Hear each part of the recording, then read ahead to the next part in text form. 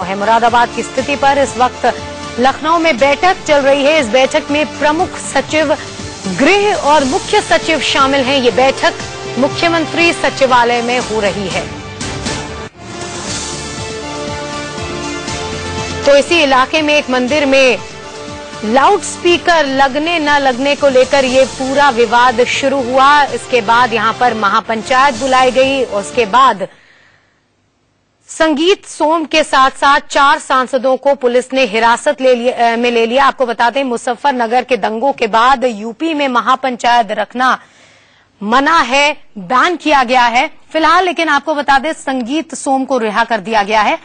लेकिन इस पूरे मसले को लेकर जब महापंचायत को रोकने के लिए पुलिस और अधिकारी कांठा पहुंचे तो वहां पर लोगों ने काफी बवाल खड़ा किया। यहां तक कि जिला अधिकारी को पत्थर से इतनी जोर से चोट लग गई कि उनकी आंख में बहुत ही गंभीर चोट लग गई और उनको दिल्ली रेफर कर दिया गया।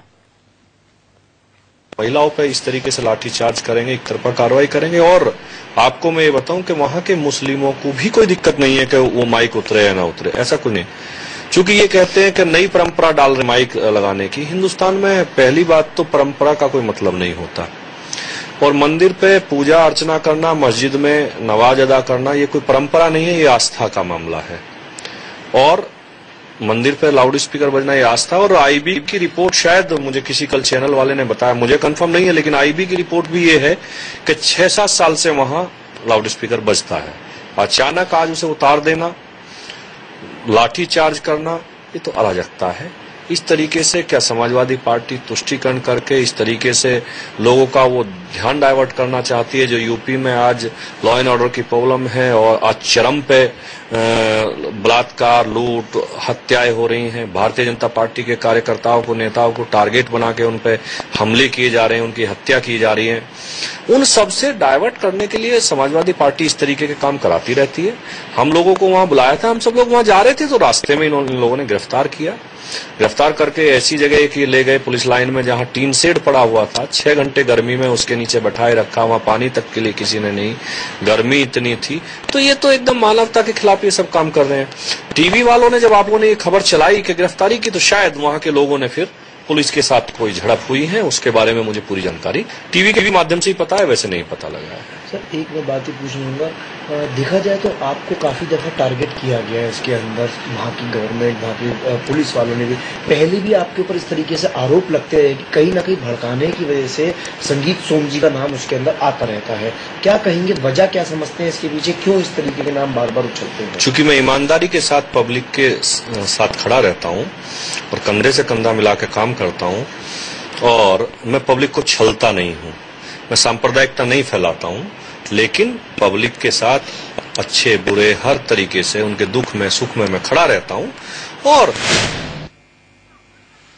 तो फिलहाल इस पूरे इलाके में धारा 144 लगा दी गई है और पूरा इलाका छावनी की तरह तब्दील हो गया है। बात करते हैं इंडिया न्यूज संवाददाता अभिषेक पांडे से। अभिषेक, फिलहाल क्या हालात हैं? देखिए मैत्री, अभी बिल्कुल यहाँ पे एसएसपी, एसडीएम समेत तमाम आला अधिकारी कांट थाने पहुंचते हैं और मीडिया से मुखातिब होते हैं। उनका ये साफ तौर पर कहना है, अपनी पीठ थपथपाती हुई यहाँ की पुलिस, मुरादाबाद पुलिस नजर आई। उनका ये कहना था कि हमने कांट के एक भी आदमी को इंजर्ड नहीं होने दिया। इसमें जो भी लोग आए थे सब बाहरी थे, उपद्रवी थे और महापंचायत के ऐलान के बाद हमने जो बड़े नेता थे बीजेपी की, उनको मुरादाबाद की सीमा में दाखिल नहीं होने दिया। ये तमाम अपनी पीठ थपथपाते हुए सबसे पहले मुरादाबाद पुलिस ने अपनी शुरुआत की। लेकिन सवाल ये उठता है कि जब पिछले 3 महीने से, यानी कि महाशिवरात्रि के दौरान एक परंपरा है कि वहां पर स्पीकर लगाया जाता है और उसके बाद से वहां पर उतारा नहीं गया था उस मंदिर में। अब सवाल ये उठता है कि इतने दिनों के बीच जब डीएम खुद इस मामले की अगुवाई कर रहे थे, बावजूद उसके अमरोहा हो गया, बिजनौर हो गया, ट्रैक के रास्ते इतने सारे उपद्रवी कैसे शहर की सीमा में दाखिल हो सकते हैं जबकि आईबी अलर्ट है? तो कहीं ना कहीं पुलिस प्रशासन से यहाँ पर निश्चित रूप से चूक हुई है। आनन फानन में इतने लोग पहुंच जाते हैं और उसके बाद अधिकारी जब वहां पे पहुंचते हैं तो उन पर भी उपद्रवी जो है वो हावी हो जाते हैं। लेकिन अभी बहरहाल यहाँ की बात की जाए तो स्थिति भारी फोर्स तैनात है पूरे इलाके को। लगभग अगर कर्फ्यू जैसे हालात कहे जाए मैत्री, तो इसमें कोई गलत बात नहीं होगी। धारा 144 लागू है, कब तक लागू रहेगी इसके बारे में नहीं पता। गांव वाले घर के अंदर दुबके हुए हैं, थोड़ा बहुत सामान्य स्थिति हो रही है। पुलिस का ये कहना है कि अब वो पब्लिक मीटिंग करेगी, यानी कि सीधे रूबरू होगी, जनता से अपील करेगी कि शांतिपूर्ण माहौल बनाए रखे। अब सवाल ये उठता है कि पुलिस ने ये भी कहा है कि वहां पर जबरन अपने पैसे से मैत्री वो सर्वेश सिंह वहां पहुंचते हैं और स्पीकर लगाते हैं। दूसरी तरफ पुलिस किसी तरह की कोई कार्रवाई नहीं कर रही है अभी उनके खिलाफ। तो कहीं ना कहीं दोहरा रवैया जरूर नजर आ रहा है, लेकिन इन तमाम जद्दोजहद के बीच गांव ये फिलहाल हालात हैं जिससे रूबरू करवा रहे थे हमारे संवाददाता अभिषेक। आपसे और भी ताजा अपडेट लेंगे। फिलहाल समाजवादी पार्टी के वरिष्ठ नेता नरेश अग्रवाल क्या कह रहे हैं, ये सुनते हैं।